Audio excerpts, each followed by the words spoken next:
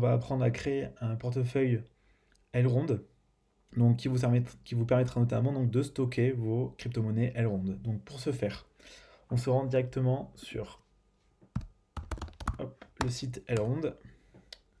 Donc normalement, il est en premier dans les propositions Google. Hop.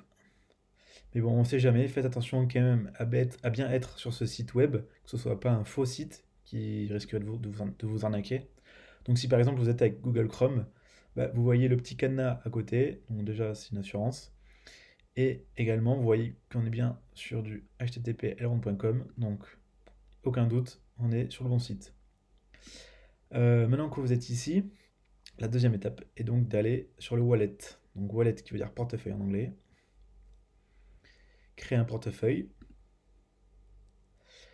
La première chose, donc, c'est de confirmer que vous allez devoir utiliser une phrase secrète pour sécuriser vos données et donc retrouver votre mot de passe au cas où si vous le perdez, par exemple.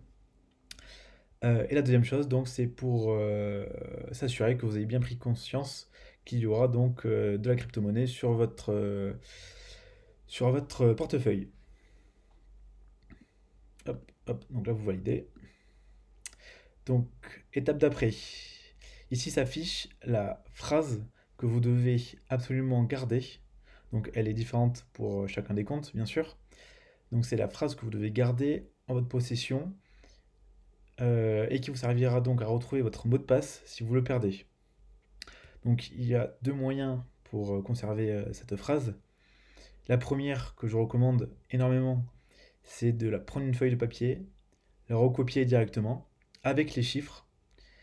Donc vous prenez le temps, vous prenez une feuille de papier et vous le faites. Et cette feuille de papier, ensuite, vous la gardez dans un endroit précieusement.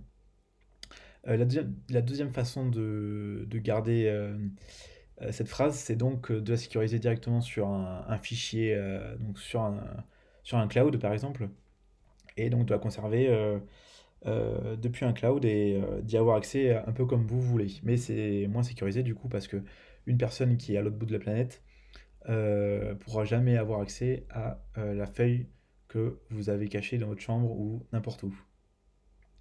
Donc très important cette étape, vous gardez cette phrase. Moi personnellement je vais la prendre en photo, j'ai déjà créé un compte, c'est simplement pour les étapes d'après. Donc une fois que c'est fait, une fois que vous êtes sûr d'avoir conservé cette phrase quelque part, vous faites Create a Wallet. Donc là, pour être bien sûr que vous l'ayez conservé, on vous demande des mots. Donc là, la 16e, hop, Remember. Hop, le 19e, Champion. Et le 21, Sword.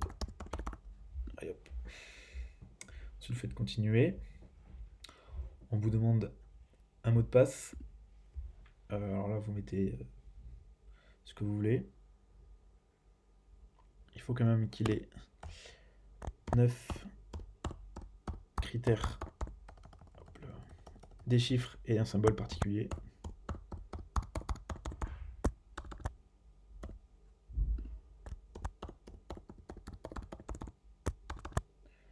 Hop là. Faites continuer. Là, une fois que vous êtes arrivé à cette étape, vous venez de télécharger un fichier.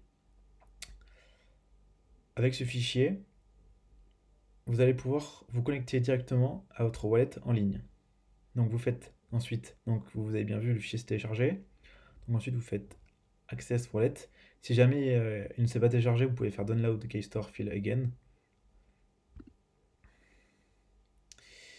Et là, vous arrivez ici. Donc en fait, le fichier que vous venez de télécharger, c'est une clé pour accéder à votre wallet, à votre portefeuille ou à votre wallet. Donc ensuite, vous allez ici, Select File. Vous le mettez ici. Vous allez chercher dans votre ordinateur et vous le mettez ici.